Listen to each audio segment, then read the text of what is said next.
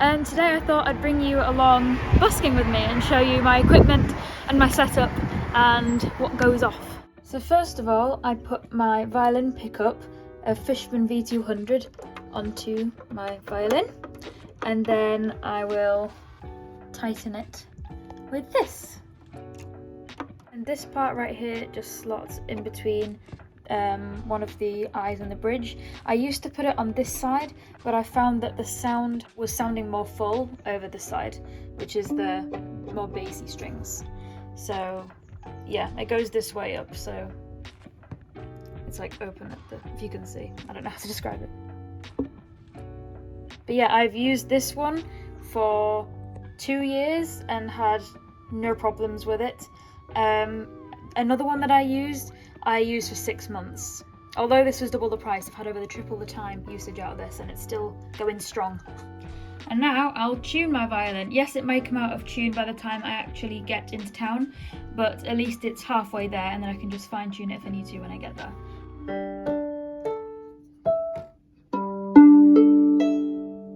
Now I'm gonna rosin my bow. Yes, the rosin, some of it may come off also by the time I get into town, but at least it's the first step to having a rosin bow, and then we can set up more fast when we get into town. For my violin case, I use a BAM violin case. It was a little bit pricey, but because I was going to be planning on taking this violin on planes and things, I wanted it to be very well protected, and it does a very good job. It's waterproof, it's got a good lock here, 2 locks like this, and it also looks funky. But then when you open it up, it has space for your violin, your shoulder rest. I don't actually use this shoulder rest, it's a spare. My other shoulder rest doesn't actually fit, but I'm fine taking that separately. Space for 2 bows, and a little storage pouch for rosin and extra equipment. A lot of other cases are great too, like the wooden ones that I had before, but as I said, I was planning on taking this to a lot more places than my previous violins, so I invested in a better case. But the other cases will do just fine too. Right now I'm waiting for the bus. We got a new suitcase recently, this one. We did have like a fabric one before, but it was getting a bit iffy. So we got this better hard case one, and it fits the speaker in because the speaker's quite chunky, so it fits that in and everything else on the top. Okay, I'm gonna do a voiceover from here because it was really windy in town today and you won't be able to hear what I was saying. So we walked down this lovely street to the spot where I'm going to perform today. So I have a wire that goes from my MP3 player or my phone that goes into my Fishman Loudbox Mini Charge speaker, and will play my backing tracks for me. And then I have a tip jar PayPal QR code in case people don't have cash and they want to tip me. I also have a sign which says my social media and my email for inquiries, a bowl for my tips connected to my violin case so no one runs off with it if they want to steal it, and a Nux transmitter and receiver that goes from my violin to the speaker. I've had no problems with these are great. They even come with a chargeable case, which is very cool, and there's me smiling awkwardly. And then we turn the speaker on and I start playing violin, and my dad will adjust the sound settings on the speaker to make sure everything's sounding its best.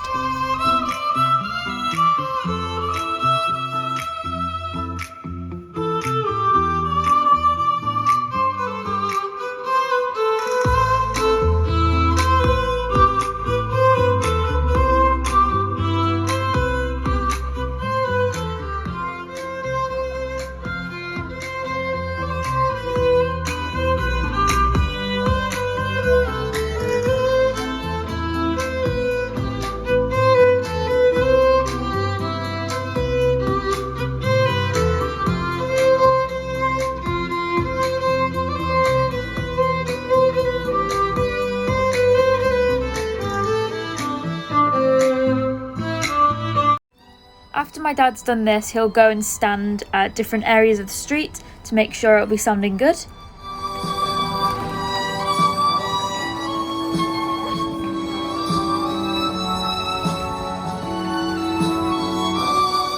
And sorry, but I had to show you this clip. Look at this adorable dog's reaction.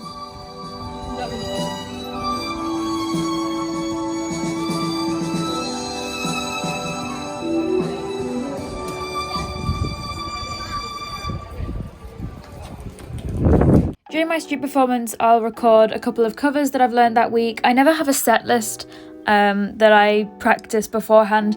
I just kind of pick the songs like on the spot, whichever I feel like playing at the moment. And people sometimes request things. Here's my dad hauling around the suitcase and then yawning and then smiling. And here's me running around happily because I only have to carry my violin case and not a massive suitcase full of equipment. York is filled with a lot of old cool buildings, so I filmed some for you. Here's us crossing the road because instead of just going straight to the bus stop after the performance today, we decided to go for a walk. And here's my dog Teaser walking. York is also home to the Jorvik Viking Centre, and it's very cool. And this is actually where I did one of my first ever public performances, so you'll be seeing that performance in my Violin 4-year progress video. Here's another cool old building. And here's some Harry Potter posters, and there's my mum being weird. York is a medieval city, and some of the buildings on this street, the Shambles, date back to the 1300s and 1400s. Wow, that's old. York, and especially the Shambles, is very much known for the inspiration of Diagon Alley from Harry Potter, so a lot of tourists come here so they can see the resemblance between this street and Harry Potter. And also this street looks really, really cool because all of the buildings are so close together. So here's some clips of the Shambles because it's a very pretty street.